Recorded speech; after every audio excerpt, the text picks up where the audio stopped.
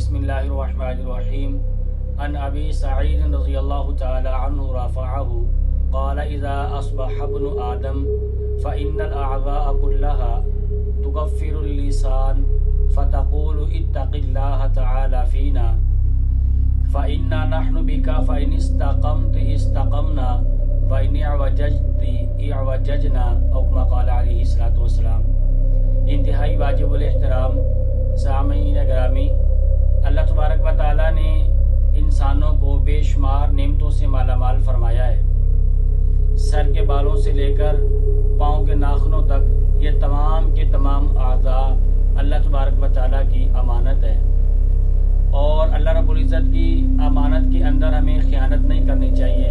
جس طرح ایک دوسرے کی امانت کے اندر خیانت کرنا یہ اچھی بات نہیں ہوتی، اسی طرح اللہ تبارک و تعالیٰ کی امانت کے اندر بھی خیانت کرنا یہ بھی اچھا عمل نہیں ہے۔ اللہ رب العزت نے جتنے اعضاء ہمیں عطا فرمائے، ان اعضاء کی حفاظت کرنا یہ بھی ضروری ہے۔ ان اعضاء میں سے ایک عضو ایسا ہے کہ جس کی بے احتیاطی اور بے باکیوں کی وجہ سے سارے کا سارا دیگر جو اعضاء ہیں وہ متاثر ہوتے ہیں۔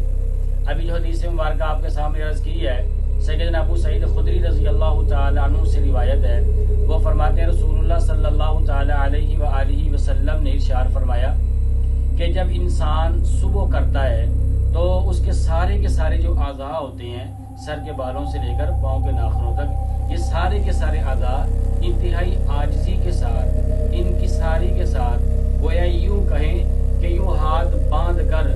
زبان کے سامنے کھڑے ہو جاتے ہیں اور زبان کو یہ بات کہتے ہیں کہ تیری مہربانی ہے، خدا کی بندی تو ہمارے اوپر رحم کرنا اور ہمارے بارے میں اللہ تبارک و تعالیٰ سے تم ڈرتی رہنا، کیونکہ ہم تو تیرے ہی ساتھ بندھے ہوئے ہیں۔ اگر تو ٹھیک رہے گی تو ہم بھی ٹھیک رہیں گے، اگر تو بگڑ جائے گی تو تیرے بگڑنے کی وجہ سے ہم لوگ بھی، ہم جو اللہ پاک کی امانت ہے، دیگر اعضاء ہیں، تو ہم لوگ بھی تیرے بگڑنے کی وجہ سے ہم بگڑ جائیں گے۔ تو دیکھیں کہ زبان کی حفاظت کرنا یہ انتہائی ضروری ہے۔ یوں تو سارے اعضاء کی حفاظت کرنا ضروری ہے، لیکن زبان کی حفاظت کرنا یہ اس لیے زیادہ ضروری ہے کہ زبان کی بے احتیاطی اور اس کی بے باکی کی وجہ سے انسان جو اعمال حسنہ کرتا ہے تو اس کی بے احتیاطی کی وجہ سے، زبان کی بے احتیاطی کی وجہ سے میں اور آپ اپنے اعمال صالحہ کے اندر جو نور ہوتا ہے وہ نور اعمال صالحہ سے ختم ہو جاتا ہے، اور بسا اوقات و اعمال حسنہ جو ہوتے ہیں یہ زبان کی بے باکیوں کی وجہ سے ہم اپنے اعمال حسنہ اس کو بھی ضائع کر بیٹھتے ہیں۔ سیدنا معاذ رضی اللہ تعالی عنہ سے روایت ہے کہ نبی کریم صلی اللہ علیہ وآلہ وسلم نے ارشاد فرمایا کہ زیادہ تر لوگ زبان کی بے احتیاطی اور زبان کی بے باکی کی وجہ سے اوندے منہ جہنم کے اندر گرا دیے جائیں گے۔ تو اس لیے عزیزان گرامی، مجھے اور آپ کو، ہر شخص کو اپنی زبان کی حفاظت ضروری ہے۔ اور اسی طرح ایک اور دوسری روایت میں سیدنا سفیان بن عبداللہ ثقفی رضی اللہ تعالیٰ عنہ فرماتے ہیں کہ میں نے اللہ کے نبی صلی اللہ تعالیٰ علیہ وآلہ وسلم سے عرض کیا کہ حضرت آپ میرے بارے میں جن باتوں کا آپ کو زیادہ خطرہ محسوس ہوتا ہے تو آپ جو ہے ان کے بارے میں مجھے آگاہ کریں۔ تو نبی پاک صلی اللہ تعالی علیہ وآلہ وسلم نے ارشاد فرمایا، اپنی زبان مبارک کو فرمایا پکڑ کر، فَأَخَذَ بِلِسَانِ نَفْسِهِ وَقَالَ هَذَا، آپ علیہ الصلوۃ والسلام نے ارشاد فرمایا کہ یہ جو زبان ہے نا، زبان کو اپنے قابو کے اندر رکھنا۔ تو ان کو خاص طور پر زبان کو قابو میں رکھنا ممکن ہے، شاید حضور علیہ الصلوۃ والسلام نے اس لیے ارشاد فرمایا ہو کہ زبان کے اعتبار سے زیادہ تیز ہوں۔ تو جس کی زبان جتنی زیادہ تیز ہوگی، جس کی زبان جس قدر زیادہ چلنے والی ہوگی، تو اس کے زبان کے پھسلنے کے بھی زیادہ چانس ہوتے ہیں۔ تو اس لیے اللہ کے نبی صلی اللہ علیہ وآلہ وسلم نے انہیں یہ نصیحت فرمائی کہ بھائی اپنی زبان کو قابو کے اندر رکھنا، اور جامع ترمذی کے اندر یہ روایت موجود ہے۔ اسی طرح سیدنا عبداللہ بن عمر بن عاص رضی اللہ تعالیٰ عنہ سے روایت ہے، جامع ترمذی کے اندر آپ علیہ الصلوۃ والسلام نے ارشاد فرمایا کہ من صمت نجا، کہ جو آدمی خاموش رہا یعنی جو کم بولنے والا ہے، اپنی زبان کی حفاظت کرنے والا ہے، آپ علیہ السلام نے اشارہ فرمایا کہ وہ آدمی نجات پانے والا ہے۔ فرمایا من سمت نجا، اور اس کا ترجمہ جو ہے اگر پنجابی زبان میں کیا جائے کہ جیسے وہ کہا جاتا ہے کہ ایک چپ تے 100 سکھ، ایک چپ تے 100 سکھ، اس کا یہ پنجابی کا یہ ترجمہ اس کا بنتا ہے۔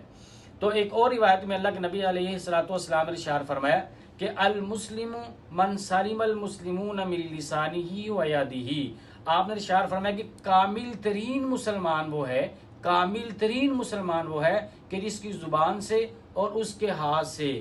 دوسرے مسلمان جو ہیں وہ محفوظ رہیں۔ تو یہاں پر خاص طور پر اللہ کے نبی صلی اللہ علیہ وآلہ وسلم نے 2 چیزوں کا تذکرہ فرمایا، نمبر 1 زبان اور نمبر 2 ہاتھ کا تذکرہ آپ نے فرمایا ہے۔ یہ 2 چیزوں کا ذکر آپ نے کیوں فرمایا؟ تو کیا ان 2 چیزوں کے علاوہ کسی کو لات مار سکتے ہیں، کسی کو ٹکر مار سکتے ہیں، یا دیگر اعضاء سے کسی اور کو نقصان پہنچایا جا سکتا ہے؟ کیا یہ نقصان پہنچانا جائز ہے؟ نہیں، یہ نقصان پہنچانا بھی جائز نہیں ہے۔ 2 چیزوں کا آپ نے نام اس لیے لیا ہے کیونکہ عام طور پر زیادہ تر نقصان جو پہنچایا جاتا ہے، ایذا جو دوسرے کو پہنچائی جاتی ہے، وہ ہاتھ کے ذریعے سے یا زبان کے ذریعے سے ایذا پہنچائی جاتی ہے۔ اس لیے اللہ کے نبی علیہ السلام نے خاص طور پر زبان کا اور ہاتھ کا اپنے تذکرہ فرمایا۔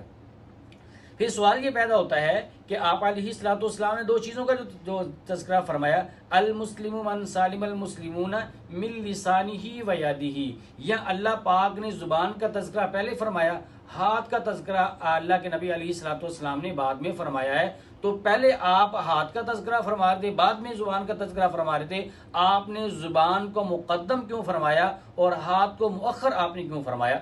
تو محدثین فرماتے ہیں اس کی تشریح میں کہ جب انسان کسی دوسرے انسان کو یا کسی جانور کو بھی اپنے ہاتھ کے ذریعے سے تکلیف پہنچاتا ہے تو تکلیف پہنچاتے پہنچاتے وہ تھک جاتا ہے۔ کتنی تکلیف پہنچا لے گا، کتنا مار لے گا؟ 5 منٹ مار لے گا، 10 منٹ مار لے گا، 10-20 منٹ مار لے گا، اس سے زیادہ نہیں مار سکتا، وہ خود تھک جائے گا۔ لیکن زبان یہ ایسی چیز ہے کہ چاہے گھنٹوں لگ جائیں دوسرے مسلمان بھائی کو ایذا پہنچانے میں، تکلیف پہنچانے میں، تو تکلیف پہنچانے میں یہ زبان تھکتی نہیں ہے اتنی جلدی۔ تو اس لیے اللہ کے نبی علیہ السلام نے زبان کو مقدم فرمایا اور ہاتھ کو آپ نے مؤخر فرمایا ہے۔ تو ان روایات سے عزیزان گرامی مجھے اور آپ کو ایک سبق ملتا ہے، وہ سبق یہ ہے کہ میں اور آپ اپنی زبان کی حفاظت فرمائیں۔ زبان کی بے احتیاطیاں اور زبان کی بے باکیاں انسان کو بہت دور پھینک دیتی ہیں۔ بسا اوقات یہ انسان کو بھی دور، اپنے عزیز و اقریبا کو بھی یہ دور کرنے کا ذریعہ بن سکتی ہیں، اور یہی زبان انسان کے جہنم میں جانے کا ذریعہ بھی بن سکتی ہے۔ یہی زبان اللہ تبارک و تعالیٰ کا، اللہ پاک کا قرب نصیب کرنے کی بجائے اللہ رب العزت سے ہمیں دور کر سکتی ہے، اور عوام الناس سے یہ زبان ہمیں دور کر سکتی ہے۔ اور زبان کی بہت سارے اس کے فوائد بھی ہیں، جہاں اس کے نقصانات ہیں وہاں اس کے فوائد بھی ہیں۔ اس زبان کے ذریعے سے انسان جو ہے وہ انسانوں کو قریب ہوتا ہے، اللہ تبارک و تعالیٰ کے قریب ہوتا ہے، اور اسی زبان کے ذریعے سے قرآن کریم کی تلاوت کرتا ہے، زبان کے ذریعے سے ذکر و اذکار کرتا ہے، اور زبان کے ذریعے سے اللہ کے محبوب علیہ السلام کی ذات اقدس کے اوپر درود و سلام بھیجتا ہے۔ اور عزیزان گرامی یہ زبان، اس کے فوائد بھی ہیں، اس کے نقصانات بھی ہیں۔ اگر زبان سے اچھے بول نکلیں گے تو اس کے فائدے ہی فائدے ہیں، اگر زبان سے اچھے بول نہ نکلے اس کے نقصانات ہی نقصانات ہیں۔